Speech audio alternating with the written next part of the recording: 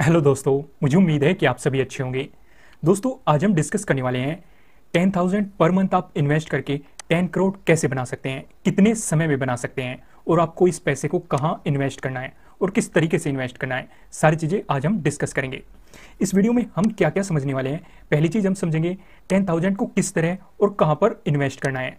अगर आप जॉब भी कर रहे हैं तो इजीली आप 10,000 आराम से बचा सकते हैं और इन्हें इन्वेस्टमेंट करना मैं आपको बताऊंगा कि आपको कहाँ पे इन्वेस्ट करना है, जिससे कि आप अपनी लाइफ को और अपने आने वाली जनरेशन की यानी कि अपने बच्चों की लाइफ को बहुत बेहतर बना सकते हैं।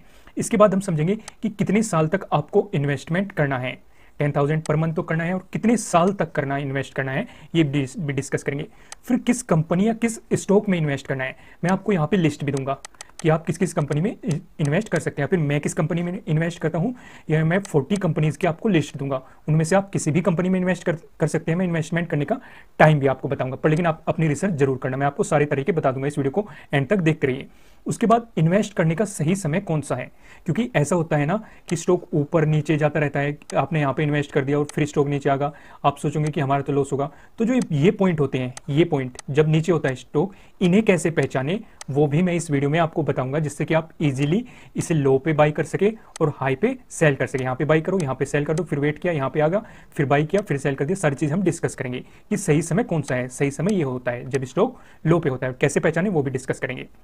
जो सबसे पहला है कि 10,000 को किस तरह और कहाँ इन्वेस्ट करना है, पहले हम इसे समझते हैं। पर मंथ आपको इन्वेस्टमेंट कितना करना है 10,000 का, और कहाँ पे इन्वेस्ट करना है वो भी हम डिस्कस करेंगे। उससे पहले आपको क्या करना है, ये सोचो आप 10,000 पर मंथ बचा पा रहे हो, लेकिन हर साल आपकी सैलरी भी बढ़ेगी, कुछ ना कुछ आपको हाइक मिलेगा। इसी तरह आपको अपने इन्वेस्टमेंट को भी 20% तक बढ़ाना है पर ईयर। यहाँ पे देखो, पर ईयर, एवरी ईयर आपको 20% से इंक्रीज करना है। यानी कि अगर आप इस साल 10,000 रुपये कर रहे हो तो अगले साल आपको 12,000 रुपये इन्वेस्ट करने हैं पर मंथ, ठीक है। उससे अगले साल फिर इसका 20% कर देना। तो इसी तरीके से आपको 20% एवरी मंथ अपने इन्वेस्टमेंट को बढ़ाना है। अब एक एक पॉइंट ध्यान से समझना, मिस मत करना बिल्कुल भी नहीं। इस वीडियो को आगे बढ़ा के पीछे बढ़ा के देखना, एक एक पॉइंट समझोगे तभी आप अपने लिए इनकम क्रिएट कर पाओगे। एक एक पॉइंट को गहराई से समझो। पहले क्या, 10,000 आपको पर मंथ डालने हैं, फिर हर साल 20% से बढ़ाना है अपने इन्वेस्टमेंट को। उसके बाद आपको क्या करना है, उस कंपनी या स्टॉक में लगाना है जहां से आपको 20% रिटर्न मिले या 20+ मिले। अब यहाँ पे एक चीज समझो, जो वॉरेन बफे हैं, जो दुनिया के रिच इंसान हैं, जो कि स्टॉक मार्केट से हुए, उन्हें जो पर ईयर रिटर्न मिलता है वो 21 to 25% रिटर्न मिलता है। और हमें कितने में इन्वेस्ट करना है, 20% में। लेकिन हमारे स्टॉक मार्केट में 30 भी मिल जाता है, 40 भी मिल जाता है या 60 भी मिल जाता है। ये डिपेंड करता है कि आपकी स्टॉक रिसर्च कैसी है। दूसरा, हमारा बढ़ता हुआ मार्केट है, हमारा इंफ्रास्ट्रक्चर इंक्रीज हो रहा है, इकोनॉमी इंक्रीज होती जा रही है, तो इसलिए हमें ज़्यादा रिटर्न मिल सकते हैं एज कंपेयर टू इनके। तो हमें कहाँ पे इन्वेस्ट करना है, हमें उन कंपनियों में इन्वेस्ट करना है जो आपको पर ईयर 20% रिटर्न तो दे, उससे ज़्यादा भी दे दे। और इसकी पहचान कैसे करनी है, मैं आपको कंपनी की लिस्ट दूंगा और आपको इसे पहचानने का तरीका भी बताऊंगा कि कौन सी कंपनी आपको ज़्यादा रिटर्न दे रही है। वो सारी चीज़ें मैं डिस्कस करूंगा, इस वीडियो को देखते रहिए।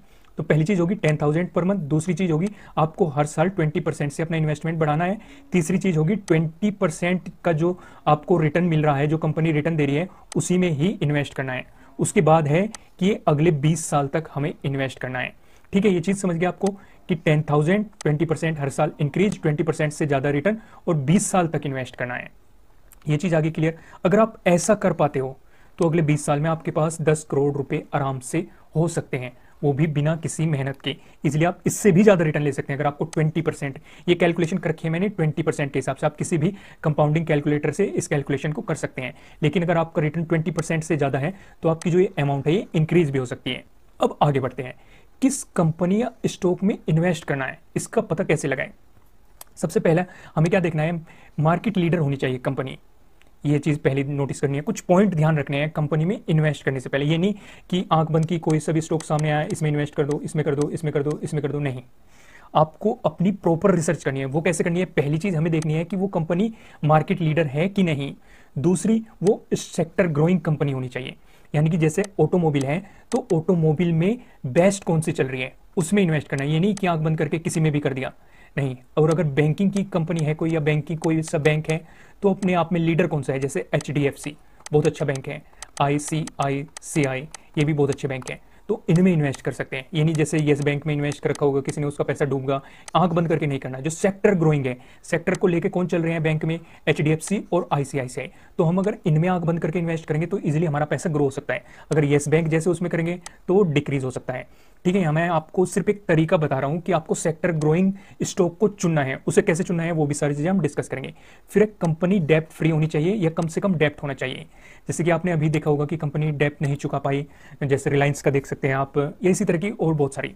तो अब यहाँ पे क्या करना है कि हमें उसकी बैलेंस शीट देखनी है। बैलेंस शीट कैसे देखनी है, कहाँ से देखनी है, ये सारी लिस्ट मैं आपको बताऊंगा। वो डेब्ट फ्री होनी चाहिए, उस पर कर्जा बहुत ही कम होना चाहिए, या फिर आप कह सकते हो ना के बराबर, या फिर होना ही नहीं चाहिए। उसी कंपनी में इन्वेस्ट करना है, क्योंकि अगर किसी कंपनी के पास कर्जा होगा तो अपने प्रॉफिट से कर्जा ही चुकाने में रहेगी, तो वो ग्रो नहीं कर पाएगी। ग्रो नहीं कर पाएगी तो हमारा पैसा इंक्रीज नहीं होगा। लेकिन जिसके पास डेब्ट फ्री होगी, उसे कर्जा ही नहीं देना, तो वे अपने सारे पैसे को अपने आप को ग्रो करने में लगा सकते हैं, अपनी मार्केटिंग में लगा सकते हैं, या फिर नए प्रोडक्ट को लॉन्च करने में लगा सकते हैं, फिर नई रिसर्च में लगा सकते हैं। तो इसलिए कंपनी डेब्ट फ्री होनी चाहिए या फिर कम से कम डेब्ट होना चाहिए।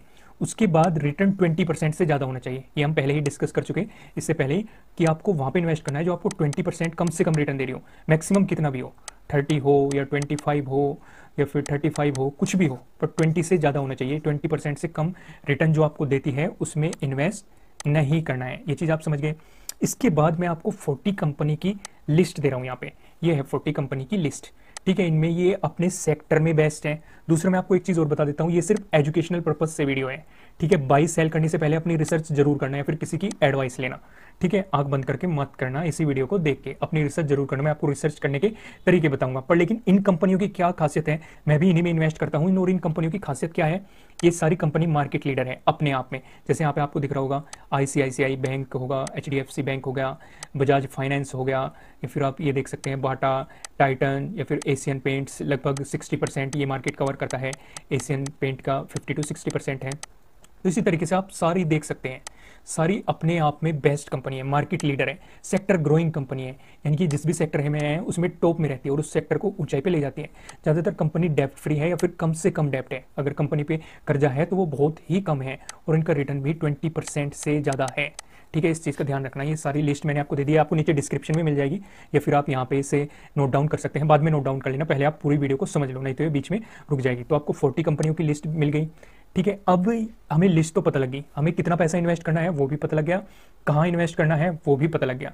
अब जानते हैं सही समय को, कि हमें वो कौन सा सही समय है जब हमें इन्वेस्ट करना है पैसा किसी भी कंपनी में। उसके लिए आपको इंडिकेटर्स को समझना पड़ेगा। इन पे मैंने बहुत सारी वीडियो बनाई हुई है, जिनके लिंक आपको नीचे डिस्क्रिप्शन में मिल जाएंगे। बहुत सारे इंडिकेटर के लिंक मिल जाएंगे आपको, हर तरह के इंडिकेटर के। लेकिन उनमें से आपके लिए, अगर आपको नॉलेज नहीं है तो आपके लिए कम ही इंडिकेटर, सिर्फ आप इन्हें देख लेना। पावेट पॉइंट को समझ लेना। पावेट पॉइंट होता क्या है, मैं आपको थोड़ा सा बेसिक बता देता हूँ। एक पावेट पॉइंट होता है, उसके ऊपर 3 रेजिस्टेंस होते हैं, R1, R2, R3। ठीक है, और ये पावेट पॉइंट होता है। इसके नीचे 3 सपोर्ट होते हैं। ठीक है, S1, S2, S3। ये बताते हैं अगर स्टॉक गिर रहा है तो वो सपोर्ट लेके यहाँ से ऊपर जाएगा, इन सपोर्ट से वहां से रजिस्ट करके नीचे आएगा। ठीक है, इन रेजिस्टेंस से रजिस्ट करके नीचे आएगा, अगर इसे काट दिया तो ऊपर जाएगा। तो ये हमें क्या बताते हैं, जब ये इसे ब्रेक कर देगा S1 को तो ये S2 पे जाएगा, S2 को ब्रेक कर देगा तो S3 पे जाएगा, तो हम S2 पे कुछ बाई कर सकते हैं और S3 पे बाई कर सकते हैं।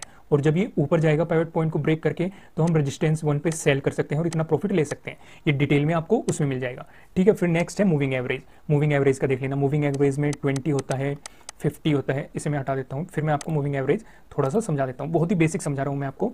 ये 20 हो गया, ये 50 हो गया, ये 100 हो गया, ये 200 हो गया। जब ये इस लाइन में होगी और प्राइस यहाँ पे होगा कैंडल, तो तब हमें बाई करना है। अगर कैंडल यहाँ पे है तो तब हमें बाई नहीं करना, हमें इंतजार करना है कि इस उसमें आ जाए। कभी कभी ऐसा भी होगा, ये 20 ऊपर चला जाएगा, ये 50 होगा, ये 100 होगा, ये 200 होगा। ऐसी स्थिति में हमें बाई नहीं करना, हमें इस सिचुएशन में बाई करना है। यानी कि अब ये स्टॉक नीचे गिरा है, हम इस सिचुएशन पे बाई कर सकते हैं। ज़्यादा डिटेल में समझने के लिए नीचे डिस्क्रिप्शन में लिंक है, वो देखो। ठीक है, बोलिंजर बैंड। बोलिंजर बैंड भी बहुत अच्छे सिग्नल देता है। ये इस तरह का एक बैंड होता है और इसमें ऐसा होता है, तो इसमें स्टॉक इस तरीके से चलते रहते हैं कैंडल। तो जब ये निचले पॉइंट पे होता है तो हम यहाँ से बाइक सिग्नल ले सकते हैं, और जब ये ऊपर टच करती है कैंडल तो तब हम इसे सेल कर सकते हैं। ठीक है, इसे वहां पे समझो। MACD हमें क्या देता है, हमें ये प्रॉपर सिग्नल देता है कि कब बाई करना है, कब सेल करना है। इसमें 2 लाइन होती है। ठीक है, अगर आप जेरोधा में अकाउंट ओपन करोगे तो वहां पे एक ब्लैक लाइन होती है और एक होती है रेड लाइन। ठीक है, जब भी ब्लैक लाइन रेड वाली लाइन को कट करके ऊपर जाएगी तो हमें बाई का सिग्नल मिलता है, और जब ये ब्लैक वाली लाइन रेड वाली लाइन को कट करके नीचे आएगी, जैसे यहाँ पे एक कट करके नीचे आ गई, तो तब हमें सेल का सिग्नल मिलता है। ठीक है, RSI भी हमें और मनी फ्लो इंडेक्स भी हमें इस किसी भी स्टॉक की स्ट्रेंथ बताते हैं।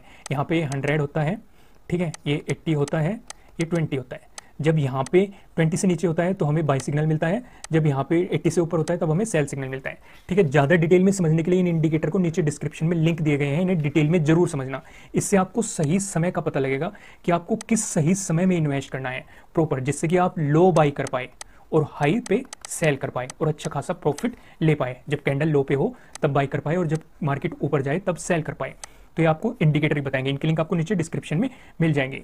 उसके बाद कौन सी कंपनी में इन्वेस्ट करें, इनमें से आप हर एक कंपनी में ये इंडिकेटर लगा के देखो और जिसमें भी आपको सिग्नल मिल रहा है उसी में इन्वेस्ट कर दो। जरूरी नहीं कि आपको हर ही कंपनी में सिग्नल मिलेगा, ऐसा जरूरी नहीं है। कभी कभी ऐसा होगा, मान लेते हैं ये 4 ही कंपनी, चारों में आपको सिग्नल मिल गया, ठीक है, आपके पास कुल 4000 रुपये हैं, तो आप क्या कर सकते हो, 1,000 रुपये इनमें डाल दो।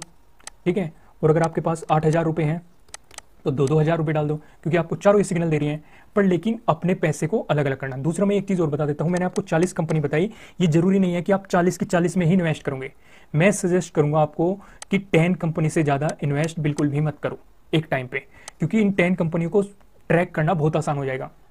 क्योंकि जैसे 1 2 3 4 5 6 7 8 9 10 यहाँ तक बैठे, आपने इन 10 कंपनियों में इन्वेस्ट कर लिया, तो ये कभी नीचे आएगी कभी ऊपर जाएगी। जब आप सेल करोगे तब किसी दूसरे में रिसर्च करके इन्वेस्ट कर लो, यानी कि 10 को ट्रैक करना बहुत आसान रहेगा। अगर आप 40 की 40 में कर दोगे तो कभी किसे देखते रहोगे, कभी किसे देखते रहोगे, कंफ्यूज हो जाओगे और अपना नुकसान कर बैठोगे। तो ये तो मैं आपको 40 कंपनियों की, बेस्ट कंपनियों की लिस्ट दे दी, लेकिन इन्वेस्ट करना कुल 10 में ही, उससे ज़्यादा इन्वेस्ट न कर पाओ, ताकि आप अच्छे खासे प्रॉफिट ले पाओ और ट्रैकिंग कर पाओ।